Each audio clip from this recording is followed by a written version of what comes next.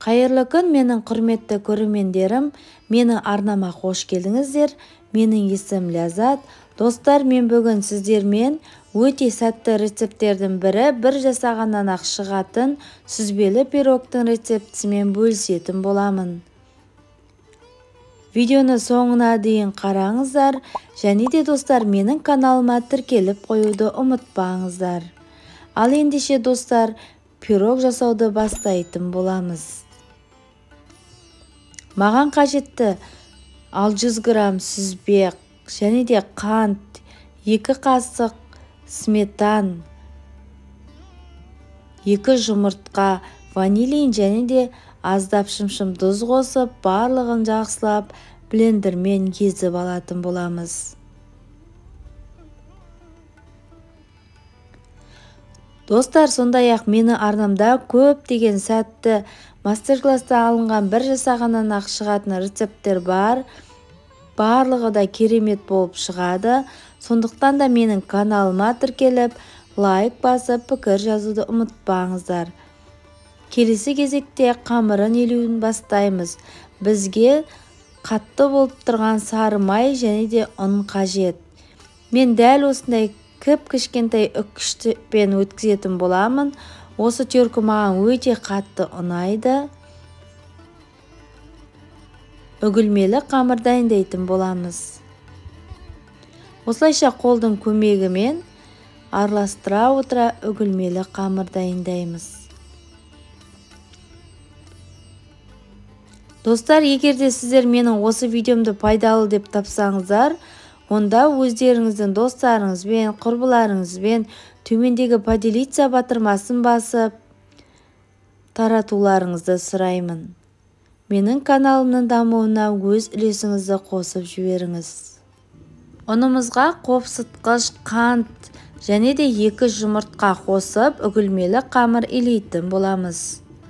Достар, төмендегі поделиться батырмасын басу арқылы өзіңіздің достарыңызбен, құрбыларыңызбен менің видеоммен бөліссеңіздер болады. Менің видеомның таралуына өз үлесіңізді қосып жіберіңіз. Сіздердің қолдауларыңыз мен үшін өте қажет.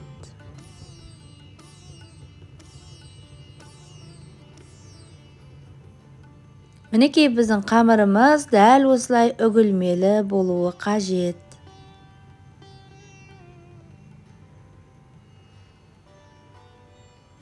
Қамырымыз дайын болды. Енді оны табамызға салатын боламыз. Мінекей табамызға пергамент қағазын төсеп алдым. Енді оған қамырымызды төсеп шығамыз. Барлығын осылай бір текті тегіс етіп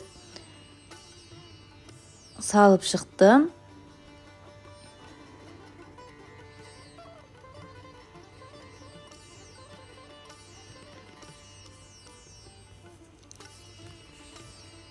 Қамырдың көптеу бөлігін дәл осылайша астыңғы бөлігіне төсейтін боламыз.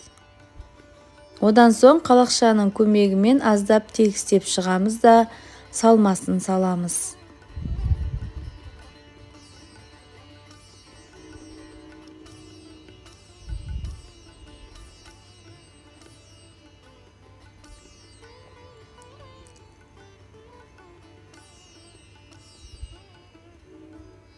Осылайша салмасын бір текті етіп құйып шығамыз.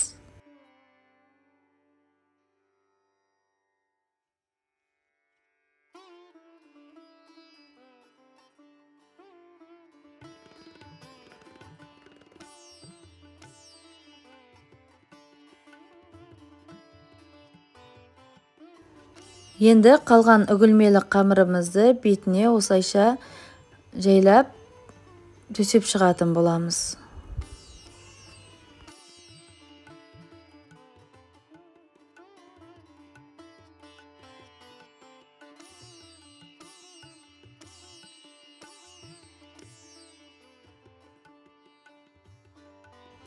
Мінекей пирогымызды дайындап болдық. Келесі кезекте қызып тұрған пеште 50 минуттай пісіріп алатын боламыз.